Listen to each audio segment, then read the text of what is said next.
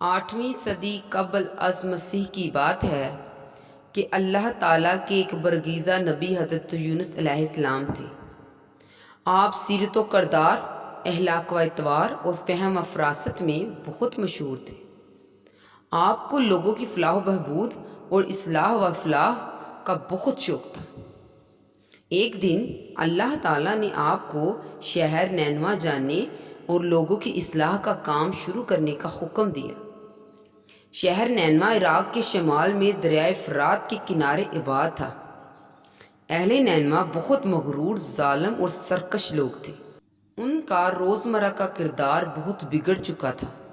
وہ اللہ کی ذات کے منکر ہو چکے تھے، بتوں کی پوجا میں کھو چکے تھے اور ہر بری حرکت میں لذت محسوس کرتے تھے۔ حضرت یونس علیہ السلام نے نینوا میں عرصہ دراز تک وعظ و تبلیغ کا سلسلہ جاری رکھا۔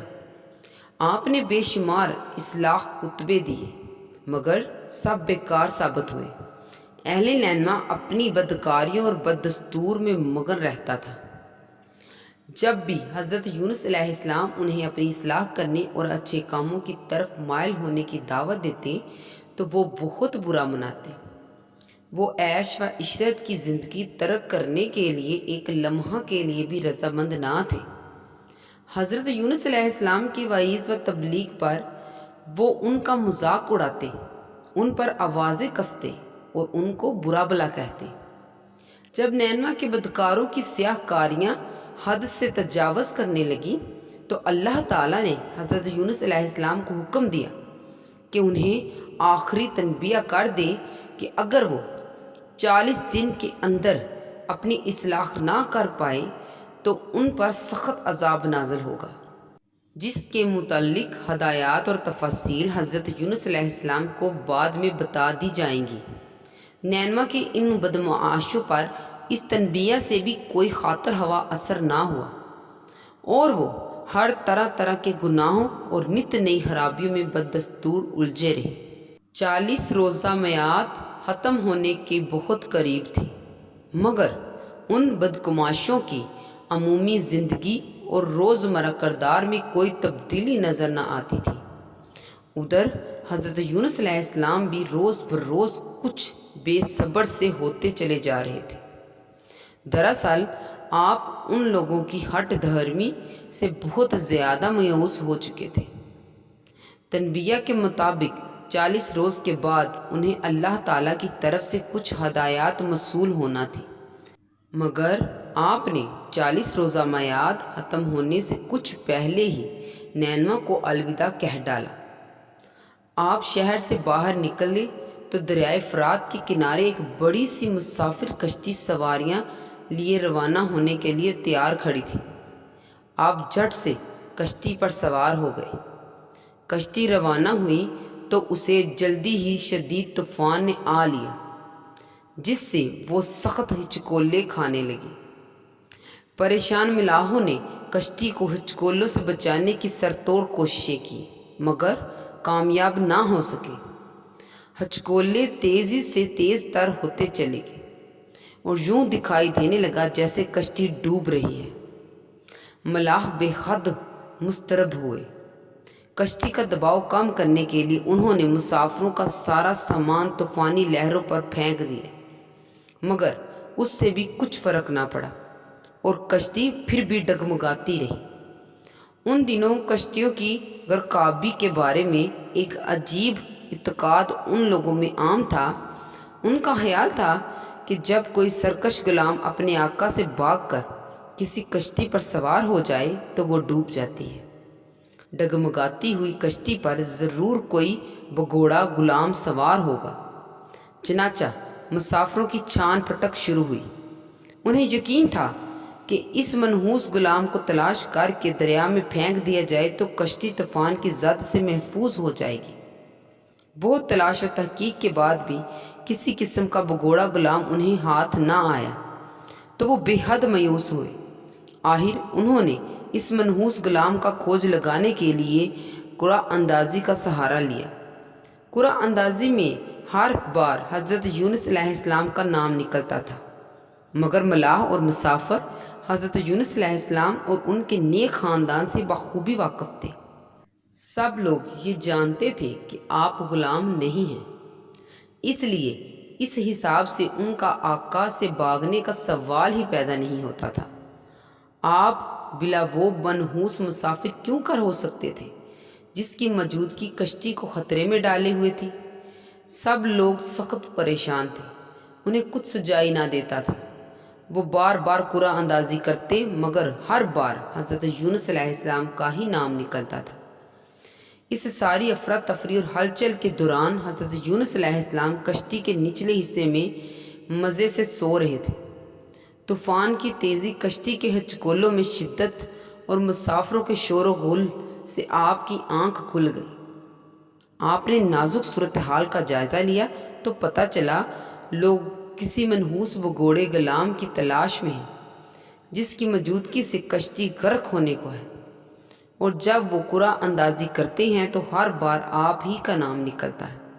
صورتحال سے متاثر ہو کر آپ اگلی پچھلی باتوں اور واقعات پر سنجیدگی سے سوچنے لگے۔ آپ نے اللہ تعالیٰ کی ہدایات کا انتظار کیے بغیر شہر کے لوگوں کو قبل از وقت ہی چھوڑ دیا تھا۔ کیا آپ ہی وہ منحوس غلام تو نہ تھے جو اپنے اصل آقا یعنی اللہ تعالیٰ سے بھاگ نکلا تھا؟ یہ خیال ان کے ذہن پر اس شدت سے چھا گیا کہ آپ بے اختیار چلا اٹھے، لوگوں، میں ہی وہ منحوس غلام ہوں جو اپنے آقا سے بھاگا ہوا ہوں، مجھے فوراً دریا میں پھینک دو۔ مسافروں نے آپ کی بات ماننے سے انکار کر دیا۔ ملاح کشتی کو بچانے کی سرتور کوشش کرنے لگے مگر اڑتی ہوئی طوفانی لہروں سے کشتی کے ہچکولے پہلے سے بھی تیز ہوتے چلے گئے، اور سب کو یقین ہو گیا کہ کشتی اب ڈوبی کہ اب ڈوبی۔ ادھر حضرت یونس علیہ السلام مسلسل اصرار کر رہے تھے کہ اصل بگوڑے غلام وہی ہیں۔ جب کشتی کے بچنے کی کوئی امید باقی نہ رہی تو لوگوں نے سوچا چلو حضرت یونس علیہ السلام کی بات پر بھی عمل کر کے دیکھ لیتے ہیں۔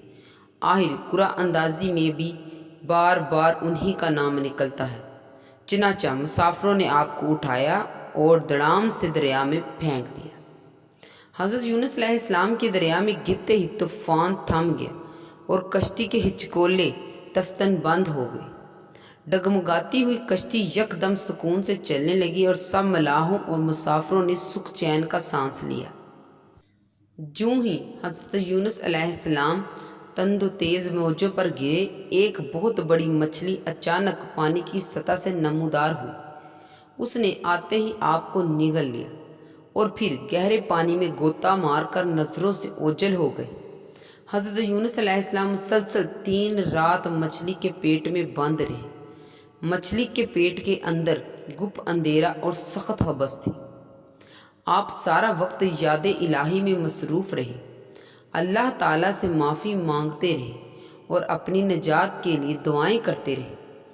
مایوسی اور بے صبری کے عالم میں نینوا کو قبل از وقت چھوڑ دینے پر آپ بے حد پشیمان تھے۔ آپ کو نینوا کے شہریوں کی فکر بھی کھائے جا رہی تھی۔ چوتھے روز مچھلی پھر دریائی سطح پر آ گئی اور کنارے کی جانب تیرنے لگی۔ کنارے کے سامنے ایک کھلا میدان تھا۔ مچھلی میدان میں آ کر ادھر ادھر لوٹنے لگی اور پھر تھوڑی دیر بعد اس نے حضرت یونس علیہ السلام کو باہر اگل دیا۔ حضرت یونس علیہ السلام ابھی زندہ تھے۔ اپنے آپ کو نیلے آسمان تلے بے یار و مددگار پا کر آپ قدرے بے چینی سی محسوس کرنے لگے۔ مچھلی کے پیٹ کے اندر متواتر 3 دن پھنسے رہنے سے آپ بے حد کمزور بھی ہو چکے تھے۔ اسی اثناء میں 40 روزہ میعاد بھی ختم ہو چکی تھی۔ نینوا کی تباہی کے آثار صاف نمودار ہونے لگے تھے۔ گھنے سیاہ ڈراؤنے بادل افق پر گرجنے لگے، ہر سو گٹاٹوپ اندھیرا چھانے لگا، خوفناک دھوئیں اور تاریکی کی سیاہیاں چاروں طرف پھیل گئی۔ یہ منظر بے حد بھیانک تھا۔ تباہی اور بربادی کے سامان سامنے دیکھ کر نینوا کے لوگ سخت خوفزدہ ہو گئے۔ جب لوگوں کو اپنی تباہی بالکل سامنے نظر آنے لگی تو انہیں اپنی سابقہ لغزشوں، حماقتوں اور زیادتیوں کا احساس ہونے لگا۔ انہیں دفن حضرت یونس علیہ السلام کی یاد ستانے لگی، جنہوں نے ان کی بہتری کے لیے سر توڑ کوششیں کی تھیں، حتیٰ کہ انہوں نے آپ کو عذاب الہی کی آخری تنبیہ بھی کر ڈالی تھی۔ بڑھتے ہوئے تعصب اور مایوسی کی لہر نے انہیں اپنی گرفت میں لے لیا۔ ان میں توبہ کا احساس پوری شدت سے اجاگر ہوا۔ وہ اپنے تاریک ماضی پر سخت پشیمان نظر آنے لگے اور اللہ سے گڑ گڑا کر معافی مانگنے لگے۔ انہوں نے سچے دل سے عہد کیا کہ اگر وہ ایک بار عذاب الہی سے بچ گئے تو وہ اللہ تعالیٰ کے احکام کے مطابق اصلاح زندگی بسر کریں گے۔ اللہ تعالیٰ نے ان کی توبہ قبول کر لی۔ آسمان سے دھواں اور بادل چھٹنے لگے اور دیکھتے ہی دیکھتے مطلع بالکل صاف اور سارا ماحول خوشگوار ہو گیا۔ اہل نینوا کو یوں محسوس ہوا جیسے انہیں نئی زندگی عطا کی گئی ہے۔ سب لوگ بے حد خوش ہوئے اور سجدہ شکر بجا لائے۔ نینوا میں حالات معمول پر آ گئے، زندگی کی رونقیں واپس لوٹ آئیں تو لوگوں کو اپنے محسن حضرت یونس علیہ السلام کی تلاش کی فکر ہوئی۔ چنانچہ آپ کو ڈھونڈنے کے لیے کئی جماعتیں مختلف سمتوں میں روانہ کی گئی۔ آخر ایک گروہ کو آپ اس کھلے میدان میں مل ہی گئے۔ ان کی خوشی کی انتہا نہ رہی۔ وہ آپ کو بڑی عقیدت اور احترام سے نینوا واپس لے آئے۔ حضرت یونس علیہ السلام اور نینوا کے تمام باشندے پھر ہنسی خوشی نیک زندگی بسر کرنے لگے۔ اگر آپ کو ہماری یہ ویڈیو پسند آئی ہو تو لائک اور سبسکرائب کرنا نہ بھولیے گا اور بیل آئیکن کے بٹن کو بھی دبا دیں تاکہ ہماری آنے والی ویڈیو مزید آپ تک بآسانی پہنچ سکے۔ تب تک کے لیے جزاک اللہ خیر، دعاؤں میں یاد رکھیے گا۔